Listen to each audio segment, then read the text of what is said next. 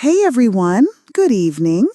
The wine breathes on the counter like it knows tonight matters. Our kitchen is dim, lit only by the amber glow of a single pendant bulb. Outside the window, the city slips into night, unaware that everything in this apartment is about to change. I'm wearing the sweater he once said I looked safest in, a quiet compliment I used to love. Now it just feels like armor. The truth is, most people don't survive something like this. Not the way I plan to. Not with their sanity, their savings, or their soul intact. But I didn't come this far just to break when the moment finally arrives. So before we get too cozy, take a second to like this video and subscribe, but only if you really enjoy what I'm doing here. Comment your city and local time below. Now, turn off the lights, set your fan on low, and let's begin tonight's journey. The lasagna is almost done, bubbling in the oven with that mix of basil and garlic that used to feel like love. It's his favorite. I made it on purpose. The wine was a gift from his mother on our 5th anniversary. She said, "Open it when you finally get your forever home." Well, I did. 3 years of careful planning, 18 months of deliberate silence. A misfiled tuition receipt had started it all, a crack in the glass that let the light in. And tonight, after one last performance as the woman he thinks I still am, it ends. It's strange how heavy silence can feel when it's packed with purpose. The framed photo on the mantel, us laughing on a hiking trail in Colorado, stares back like a ghost. Happy moments preserved in resin, right before I found out the truth. 7 years together, at least 5 of them a lie. The clock reads 6:42 p.m. David's flight from Chicago landed over an hour ago. He's meticulous about his schedule. That used to be one of the things I loved, his precision. Now I know it wasn't love. It was logistics. The kind you need when you're splitting yourself across state lines and between 2 women who think they're your only. I take a long, slow sip from my glass. It's sharp, expensive, the kind of Cabernet I never bought for myself before. But I'm different now. I learned how to take care of my future while pretending I still depended on his. The doorknob turns. "Honey, I'm home," he calls out, like he's walked onto the set of some sitcom where the punchline hasn't hit yet. I let the silence stretch. Let it wrap around him. In the kitchen, I call, light and easy, like I haven't memorized his lies, like I haven't mapped every dollar he siphoned off to pay for a life I wasn't part of. He appears in the doorway a beat later, smile a little too wide, eyes flickering to the open bottle on the counter. He loosens the blue tie I bought him last Christmas, the same tie I saw in a photo on Jessica's Instagram, around his neck, his daughter on his shoulders. "What's the occasion?" he asks, trying for casual, but I see the calculation behind his eyes. "Just missed you," I say. I slide him a glass. 3 days feels like forever. He relaxes. I've rehearsed this line in the mirror. It always works. People believe the lies they want to be true. He takes the glass, toasts softly under his breath, and sips. No idea I've spent the last 3 days meeting with attorneys, moving the last of my belongings to a house he'll never see, finalizing the transfer of a life that was never his to begin with. "I missed you too," he says, brushing my hand. He means it. Or maybe he doesn't. Honestly, at this point, I don't care. This dinner isn't about his feelings. It's about truth. "You hungry?" I ask, already knowing the answer. Lasagna, Cabernet, candlelight, every detail just so. He nods. Smells amazing. It does. Even betrayal smells like comfort when it's dressed in butter and garlic. As I plate our dinner, a quiet vibration hums across the counter. My phone. A single buzz. It's from Barbara, my attorney. All documents finalized, safe to proceed. And I smile, because I'm not just cooking dinner. I'm setting the table for a reckoning. Comment 1 if this hit you emotionally, or 0 if it didn't. I want to know. He sits at the table with that familiar, easy confidence, legs crossed, one arm draped casually across the chair like he owns the room, like he still owns me. He doesn't. "I've got good news," he says, swirling the wine. "That big account I told you about looks like it's coming through. If it lands, we'll have enough for the house by summer."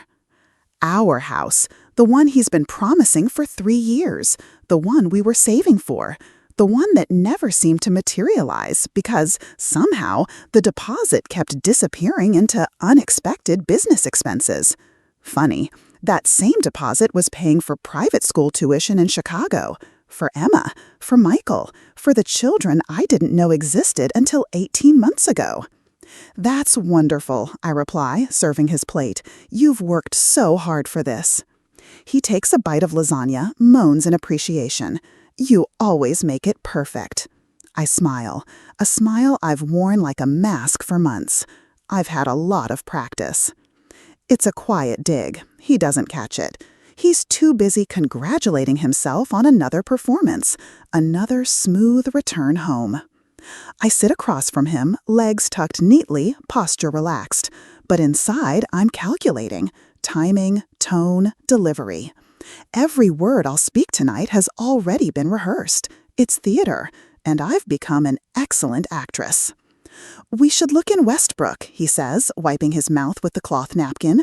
"Better schools, better value, and it's still close to the city." Westbrook, of course. I suppress a smile. "I saw a few listings there last month. Pretty ones." "Exactly," he nods, scrolling through his phone.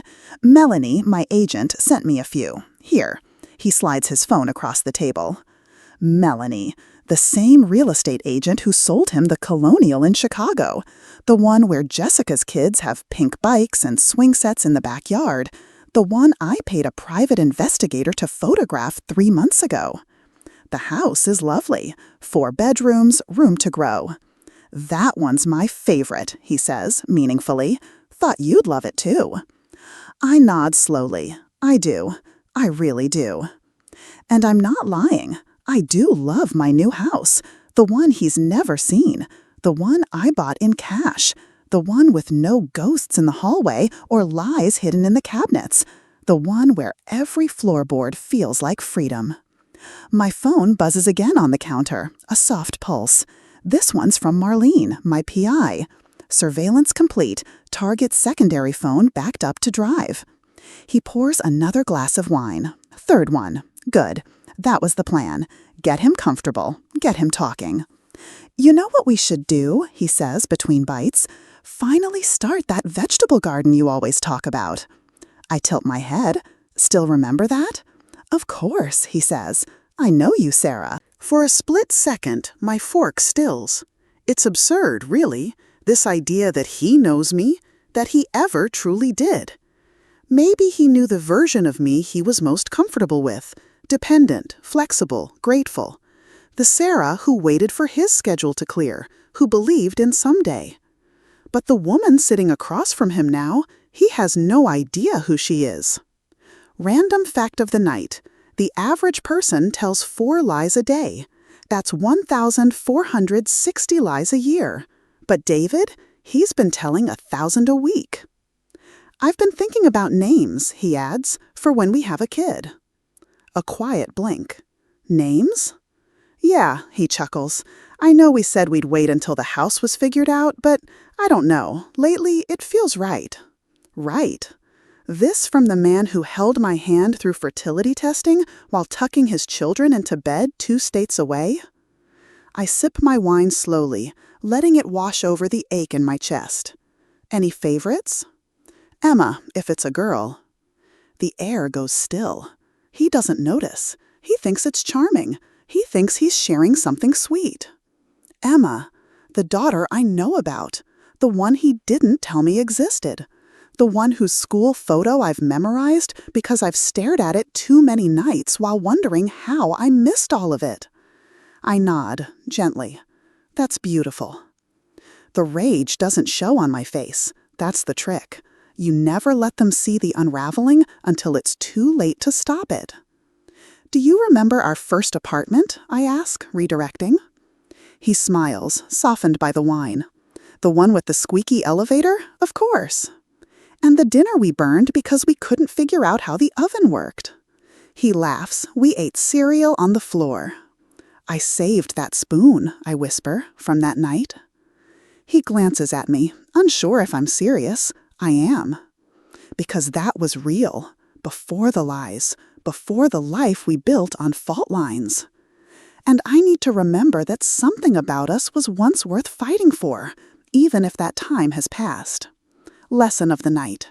You can love someone deeply and still choose to leave them. You can mourn what you thought would be and still make room for what could be. Comment 1 if this hit you emotionally, or 0 if it didn't. I want to know. I clear our plates, stacking them with slow, deliberate grace, letting the silence breathe between us. He watches me with a lazy smile, content, unaware that every movement I make is part of the final act. He leans back in his chair. You seem lighter tonight, he says. Lighter? As if lifting the weight of a lie doesn't make you float differently. He thinks it's the wine. Or maybe he thinks I've finally surrendered to the idea of a shared future. But the truth is, there's a different kind of peace that comes when you stop pretending. I rinse the plates under warm water, the hum of the faucet steady, grounding. The scent of garlic still clings to the air. From behind me, I hear him pour another glass. You're in a good mood, he calls. It's nice. I dry my hands and turn, leaning against the sink. I called your mom yesterday. That freezes him. Just for a second, a flicker in his eyes. She's planning a cruise with her sister in May, I continue. Said she hadn't heard from you in weeks. He blinks, hesitates. Yeah, she's been under the weather. I didn't want to bother her. She sounded healthy to me, excited even. He shifts in his seat. How was she when you saw her in Chicago? Another beat. Then, I didn't make it this time. Last-minute client dinner. Lie number, who knows anymore? It's strange, isn't it, how lies leave a taste in your mouth after a while. Metallic, like blood or coins. I walk back to the table, my expression gentle. I'm glad you're home. He exhales like he's off the hook. Me too, I miss this. This. He means the illusion. My phone vibrates on the counter, one buzz, a quiet signal. I don't even need to check it. I know it's from Barbara. Documents delivered, ready when you are. I pull out the folder I had tucked beneath the cabinet earlier. Cream-colored, thick with paper. I set it on the table between us. David blinks. What's that? I slide it across. Truth. He stares at the folder like it might bite him. Inside, photos, statements, screenshots, school records listing him as a father, transaction histories showing thousands drained from our joint account and funneled to a mortgage in Chicago, birthday receipts, Zoom memberships, medical records with his name scrawled across the parental signature line. He doesn't open it. How long? He asks instead. 18 months. His mouth opens, then closes. Like a fish pulled from water, he swallows hard. You knew? He says, barely a whisper. I knew. You said nothing. I was studying you. He recoils, the words hitting with more weight than any shout could. You went to those fertility appointments, I add quietly, sat next to me, held my hand, let me believe we just needed time, that it was stress, that maybe it was me. He looks away. I don't let him. You already had 2 children. You knew there was nothing wrong with you. David rubs a hand over his face. It wasn't like that. It was exactly like that. There's a long pause. Then the classic fallback. I never meant to hurt you. A life lesson for tonight? Most people who destroy you never mean to. That's what makes them so dangerous. I reach into the folder and pull out the flash drive. I place it on the table. Every transfer, every email, every late-night call to Jessica logged from your work phone. The same phone you said I wasn't allowed to touch. He stares at it like it's a grenade. I wasn't trying to juggle lives, he says, desperate now. It just happened. Children don't just happen, David. Mortgages don't just happen. Instagram photos of your kid on your shoulders while you wear the tie I gave you, those don't just happen either. I stand. You lied, and not just once, but every single day. You turned our marriage into a performance.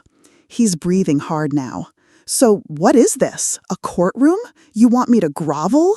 No, I say softly. I want you to leave. He blinks. What? I check my watch. You've got 30 minutes to pack a bag. You're kicking me out? He laughs nervously. You can't just... I already did. You can't throw away 7 years. You threw them away the day you walked into Emma's kindergarten class and signed the paperwork as her father while telling me we couldn't afford IVF. He's silent. There's nothing to say. Want a weird fact? Octopuses have 3 hearts, but when they swim, 2 of them stop beating. I guess that's what survival looks like sometimes. Figuring out what to shut off just to keep moving. Tonight, I shut off love. I shut off guilt. I only keep the part of me that knows how to start again. Your suitcase is in the bedroom, I add. I packed what you'll need. The rest, I'll send to your mom. His voice cracks. I don't even know who you are anymore. I nod. That's fair, because you never really tried. Comment 1 if this hit you emotionally, or 0 if it didn't. I want to know. David doesn't move. He just sits there, one hand still on the wine glass, the other clenched tight like he's gripping a version of himself that's slipping away. I don't fill the silence. I let it stretch, long and cold like winter glass. Because silence isn't absence, it's pressure, and right now it's doing exactly what I need it to do. He stands, slowly, like the air's gotten thicker. You went through my things? He finally asks, voice low. I raise an eyebrow. No, David, I went through our things. You just forgot we shared them. He looks down at the folder, then back at me. I didn't mean for it to get this far. That's the part that kills me, I say, that you still think this was just some harmless mistake you tripped into, like infidelity is a puddle you didn't see coming. He says nothing. I walk past him and pull open the side drawer near the bookshelf. Inside is a small metal tin. I set it on the table beside the wine bottle. He watches, confused. What is that? I open it. Inside, keys. 3 of them. I push one across the table. This is to the storage unit on 4th, I say. It has everything you left at my office. Your monitor, your books, the cufflinks I gave you, the gifts from our wedding. He doesn't reach for it. The second key, I lift it. This one's for your apartment in Lincoln Park. The one I know you've been paying for since Emma was born. Jessica sent me a copy. His mouth opens, but I continue. And this one, I hold up the final key, a sleek black fob. This is for the house I bought, not for us, for me. For a moment, the room tilts. He finally realizes he's not the only one who's been keeping secrets. I opened a new LLC 2 years ago, I tell him, design consultancy. You thought I was freelancing for side cash. I wasn't. I was building an agency, 12 staff, 3 full-time contracts with Fortune 500s. I make more now than you ever did. He stares at me like he's seeing a stranger. You think you're the only one who can play chess, I say. I watched. I learned. I built while you lied. He moves to sit again, this time slower. Why didn't you tell me? I laugh, and it's not a bitter laugh. It's light, airy, free. Tell you? Why? So you could wrap it up in the illusion that we were still a team? So you could say we made it when you were off building someone else's life? His voice is quiet now. I thought you loved me. I nod. I did. A beat. And now? I consider this, not to be dramatic, but truthfully, fully. Now I love me more. There it is, the real betrayal, for him. Not the folder, not the surveillance, not the packing instructions, but this. That I found something on the other side of the pain that wasn't just survival, it was self. He stands again. I can fix this. I can walk away from Jessica, from that life. That's the thing, David, I say softly. You already walked away from this one. You just didn't notice. He grabs the key to the storage unit. His hands are trembling. For a man who once said he could talk his way into or out of anything, he suddenly looks very, very small. You'll regret this, he mutters. No, I say. I regret not doing it sooner. He grabs his coat, walks to the door. Before opening it, he looks back, eyes glassy. I still remember the first night we met. So do I whisper, and I deserved a better sequel. The door shuts behind him. I wait a moment. I don't cry. I don't scream. I pour the last of the wine into my glass and sit back down at the table. The lasagna's cold. The candles are flickering low. But the silence? It's perfect. Want to hear the real twist? I don't feel empty. I feel available. For peace, for honesty, for myself. Tell me in the comments, have you ever had to choose peace over love? Comment 1 if this gave you strength, 0 if it just hurt.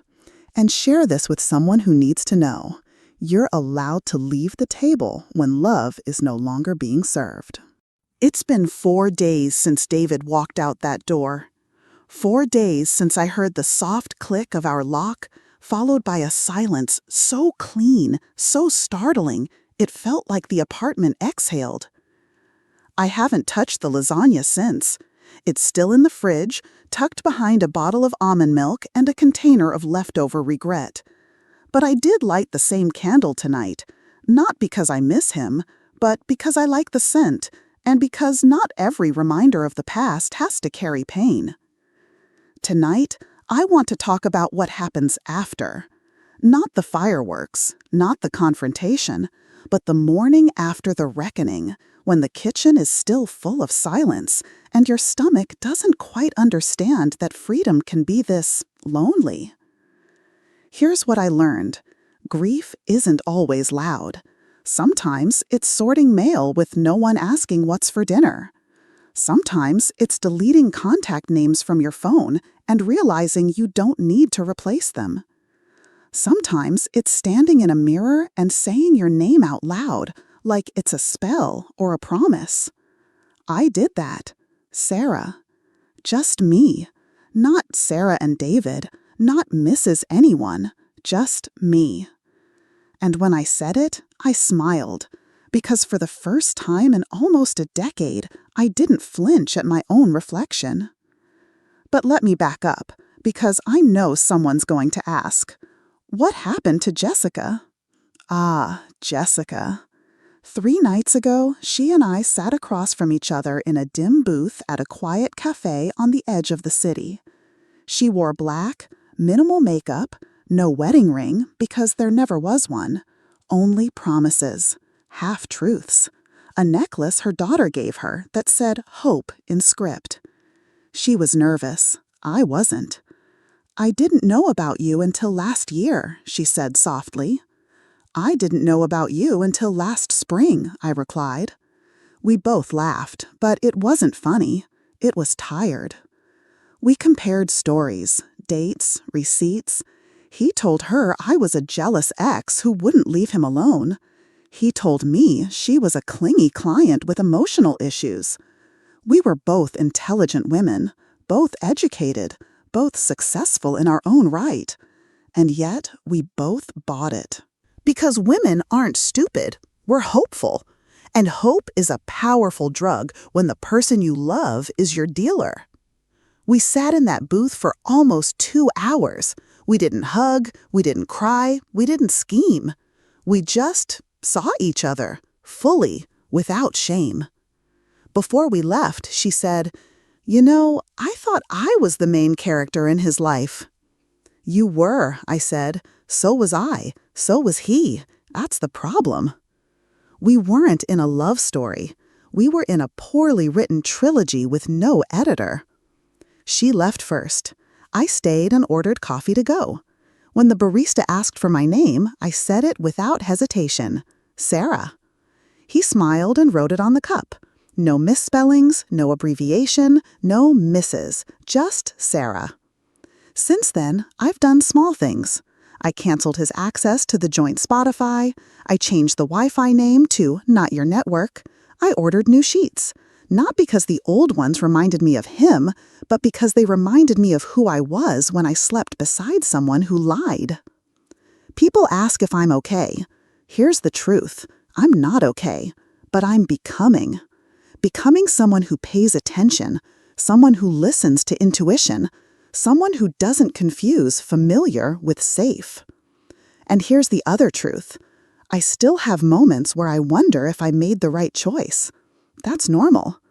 You don't leave a person, you leave a version of yourself that loved them, and that's a kind of grief no one prepares you for. But I'd rather grieve the past than stay buried in it. So if you're sitting at your own version of my kitchen table, waiting for someone to come home and make it make sense, let me tell you something. You don't need closure from the person who broke you to begin healing. Sometimes the closure is the moment you realize you were always the hero of the story. You just stopped reading your own lines. Comment below. Have you ever had to let go of someone who didn't deserve your forgiveness, but you gave it to yourself anyway? Comment 1 if this gave you clarity. Comment 0 if you're still figuring it out. Either way, I see you, and you're going to be okay. It happened on a Tuesday morning. Sunlight poured through the kitchen windows like nothing had changed. Like the world didn't know that I had dismantled a marriage over Cabernet and cold lasagna. I opened my email, expecting noise, maybe a desperate message from David. But instead, there it was. A bank notification. A failed login attempt from an unrecognized device. I froze. He was trying to access the joint account we closed, the one I'd had my attorney dismantle piece by piece. Nice try. But it wasn't the failed attempt that scared me. It was the pattern. The idea that even after everything, he was still testing boundaries, still poking at doors he no longer had keys to. So I did what any rational woman with a paper trail, an attorney, and 18 months of digital surveillance would do. I opened the safe. In it, a copy of our prenup, the emergency burner phone I used during my exit planning, 2 USBs, one labeled David/legal and one labeled Peace, and a sealed envelope marked Jessica only if necessary. Because you don't prepare for war unless you know someone's capable of throwing one after the loss. Here's what I've learned about men like David. They don't like losing control, especially not to the woman they underestimated. I texted Barbara, "He's fishing, I'm not biting." She replied instantly, "Already got the restraining paperwork drafted, just say the word." I didn't say it, not yet, because deep down I still believed maybe he'd go quietly, that the silence we'd built could be enough. But then, that night, I got a call. Unknown number. I picked up. Sarah? It was Jessica. "Hey," I said, already sitting upright in bed. "I didn't want to worry you," she began, "but David showed up at my place tonight. He said he needed to talk, that everything was a lie, that he's cut off, that you ruined him." My jaw clenched. "Did he hurt you?" "No," she said, "but he was angry, like cornered animal angry." That's when I knew. This wasn't heartbreak. This was someone unraveling. I took a deep breath. "Send me your doorbell cam footage," I said. She did. Within 10 minutes, I had it saved. Within 30, Barbara had it filed. We weren't playing chess anymore. This was checkmate. I poured a glass of water and sat by the window in my robe, watching the city lights pulse against the dark sky. I thought of all the versions of me that had been built around him: the partner, the pleaser, the fixer, the forgiver. I buried them all that night, held a quiet funeral in my mind. Because even when you survive the storm, you still have to mourn the person who built a house inside of it. If you've ever had to grieve someone who's still alive, who still walks and texts and posts like nothing happened, you know how hard it is to explain that kind of pain. It doesn't make sense to other people, but it makes perfect sense to the part of you that remembers who you had to become just to stay sane. So here's what I did. I uploaded the cam footage to the David/Legal USB. I updated the backup copies of all financials. I encrypted the files and sent a read-only copy to my lawyer. And then I did something radical. I opened the Peace USB. Inside was a folder I hadn't touched since I created it over a year ago. My next life. In it, floor plans of the house I now own, a list of small towns I dreamed of moving to, a vision board I made one night after crying in the bathtub, a voice memo labeled "For Future Sarah." I clicked play. If you're listening to this, it means you made it out. I'm proud of you. I know you think you're broken, but really, you're just clearing space. One day, you'll fill it with something that doesn't lie, cheat, or apologize through gritted teeth. And that will be the day you remember why you never went back. I cried, not from sadness, but from recognition. Because the woman in that voice memo, she was me before peace. And now I am her after. Comment 1 if you've ever had to protect your peace like this. Comment 0 if you're still working up the courage. Either way, your peace is worth defending, even if you have to build a fortress alone. There's something strange about the days that follow a storm. They're too quiet, too polite, like the world is trying to avoid eye contact with the debris. The first Wednesday after David's final attempt to claw his way back into my life was just that, quiet. No emails, no missed calls, no anonymous gifts on the doorstep. Just silence and dust motes in the morning light. I spent the day at my new office. Yes, my office. Not a co-working space, not a corner desk in the guest bedroom. A real suite. Frosted glass, my name on the door. Sarah Linford Consulting. You should have seen the look on the mailman's face when he asked if I was the office manager. "No," I said, smiling. "I'm the owner." That small, fierce joy, that was mine. Not something I borrowed from a man, not something someone gifted me for being supportive. It was built with quiet nights, stubborn mornings, and a dozen decisions I never asked permission to make. But let's talk about something that caught me off guard. Loneliness. I didn't expect it. Not this kind. Not the sobbing on the floor kind. No, I'm done with that. This loneliness is quieter. It shows up when you cook for one, when you share a joke with yourself and laugh, but no one hears it. It arrives in the second half of a movie when you realize you're the only one on the couch. It's not sad, just spacious. Jessica texted me again that night, just a photo. It was her daughter, Emma, holding up a painting, bright colors, glitter everywhere. At the bottom, written in crooked little letters, "My family." 3 stick figures, 2 girls, 1 child.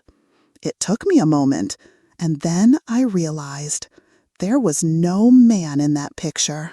No David. Not even a father-shaped silhouette. Just them. I replied with a heart. Nothing more, nothing less. 2 hours later, Jessica called.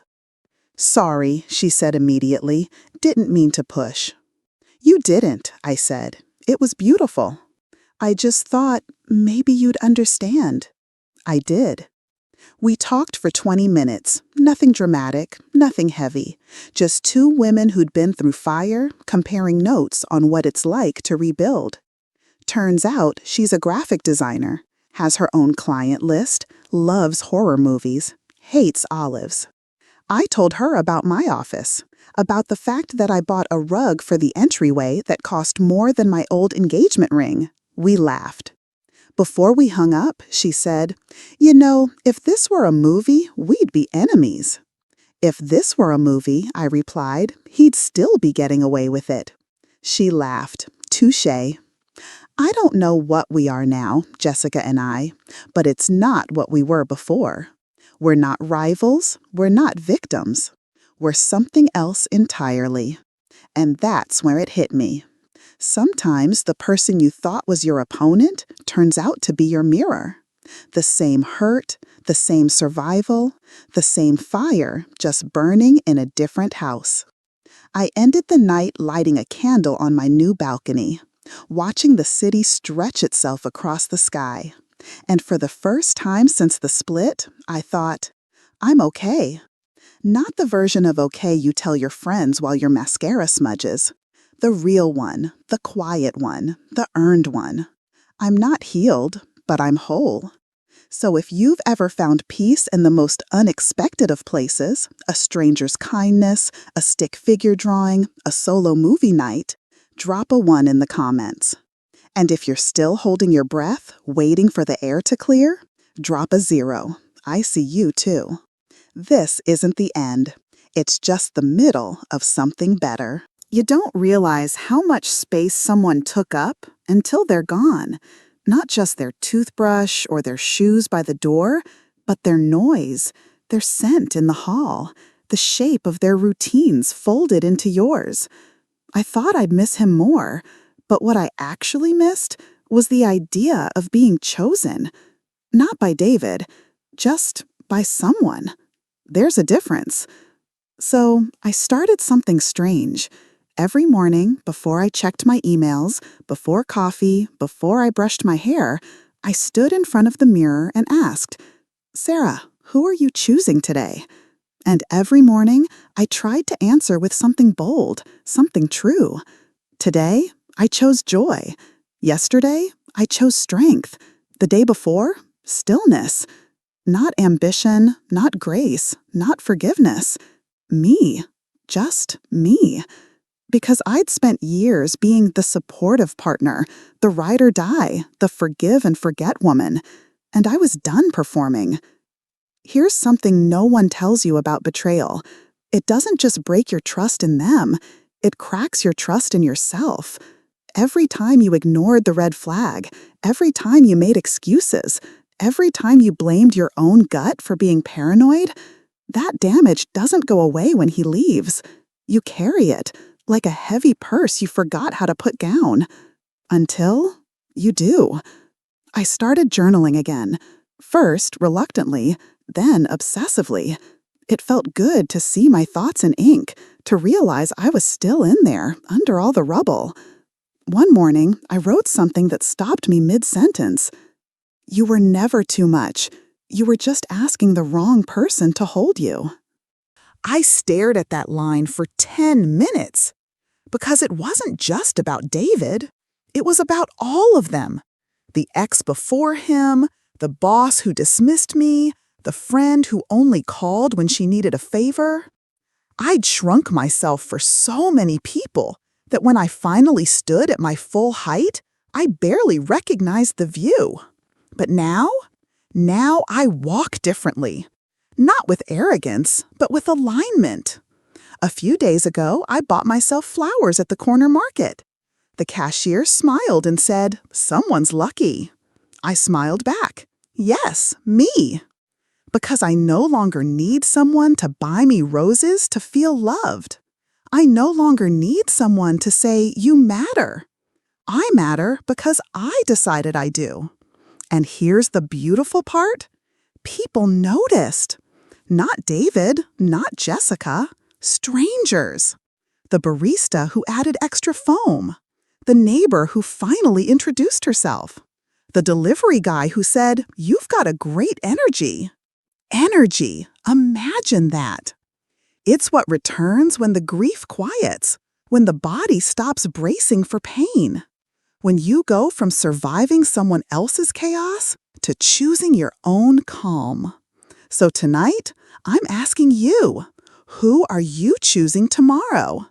Comment below. 1 if it's going to be you, 0 if you're still working on it, and that's okay too.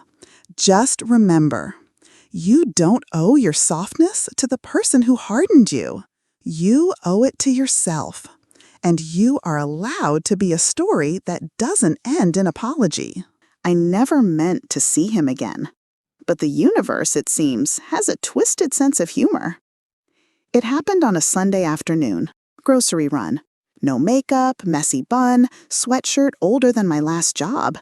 I was standing in the produce aisle trying to decide between 2 bruised avocados when I heard it. Sarah? My spine went cold. That name, my name, didn't sound like it belonged in that voice anymore. I turned. There he was, David, in a navy quarter zip, looking tired, thinner, maybe even smaller. Alone, of course. He smiled, a little hesitant. "Hey." I blinked. "Hi." It was like greeting a ghost who still had a body. He gestured awkwardly at the limes. "Didn't expect to see you here." "You don't live in this neighborhood," I replied, not asking a question. "I was just passing through." Sure, right. Passing through with a shopping basket full of almond milk and brand-name cereal he never used to eat until I introduced him to it. I could feel the tightness rising in my chest, but not fear, not anger, just this strange blend of disbelief and peace. The kind you feel when the storm has passed and all you can hear is your own heartbeat. He glanced at my hand. No ring. Not anymore. "You look good," he said. "Thanks," I replied. "I feel good." His smile faltered just a little. "I've been in therapy." "Good," I said. "You should be." He nodded slowly. "I've been doing a lot of thinking. About everything. About you. About us." There it was, the moment he was working toward. I raised an eyebrow. And I just wanted to say I'm sorry, truly, for all of it. And here's the weird part. I believed him. I believe he's sorry, but I also believe it doesn't change anything. "Thank you," I said simply. He opened his mouth like he wanted to say more, but I didn't owe him that space, not anymore. So I shifted my cart. "Take care of yourself, David." He stepped aside. "You too, Sarah." I walked away. I didn't look back, not because I didn't care, but because I finally did. I cared about me. Later that evening, I sat on my balcony with my journal in my lap and a glass of something sparkling in hand, and I wrote this. Closure is not a door you wait for someone else to close. It's the one you learn to shut, gently, all by yourself. And then you walk away. Soft steps, sure spine, head held high. Not because you're pretending to be strong, but because you finally are. So if you've ever run into your past in the middle of your present, I hope you remember, you're not the same person anymore. You don't have to let old versions of you pick up the phone. You're allowed to leave unanswered calls from a life that no longer fits. Comment 1 if you've ever run into someone who thought you'd still be standing where they left you. Comment 0 if you're still in the middle of that aisle, wondering whether to walk or wait. Either way, keep choosing you. You're not just surviving, you're becoming. It's been 6 months. 6 whole months since I last heard his name in my inbox. 6 months since my phone stopped vibrating with half-truths and just checking in texts. 6 months since I let silence do what words never could, heal me. And here's the truth I didn't expect. I don't think about him every day anymore. Some days, he's just no one. I thought closure would feel like fireworks, like slamming a door, locking it, and tossing the key into the sea. But it doesn't. It feels like putting down a heavy coat in spring. Like realizing you were never cold. You were just carrying someone else's winter. Now, I have my mornings back. I walk to the coffee shop on the corner where they know my name and spell it right. I adopted a rescue cat named Clementine who refuses to be held unless she decides it. I started salsa dancing on Tuesday nights. And last weekend, I took myself to the coast. Just me, a book, and the sound of waves that didn't ask me to be anything but still. And somewhere between mile marker 42 and the sunset that turned the sky the color of forgiveness, I realized I'm not angry anymore. Not at him, not at me.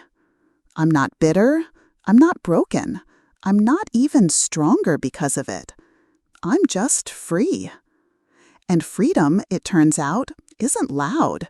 It's soft. It's sacred. It's waking up and not flinching when your past texts, "Hey." Spoiler, he hasn't. But if he ever does, he'll get no reply. Not because I hate him, but because I've stopped narrating stories I no longer want to be a character in. That's the real ending. Not vengeance, not confrontation, not even triumph. Just a woman, in her own story, writing new chapters in peace. So if you're still in the middle of the unraveling, if you're still rereading texts or second-guessing your decision or wondering if you're allowed to feel this free, you are. You don't need permission to be happy. You don't need closure to heal. And you certainly don't need to wait for someone to hand you the pen when the story has always been yours to write. So this is me, closing the book. Not with rage, not with regret, but with grace. To anyone who's ever walked away from what broke them, I see you. I'm proud of you. Keep going. Comment 1 if you made it through this story with me. Comment 0 if you're writing your own. And if no one's told you today, you're not just enough. You're everything they never thought you'd survive becoming. Thank you for being here. This was Sarah, and I'm finally home.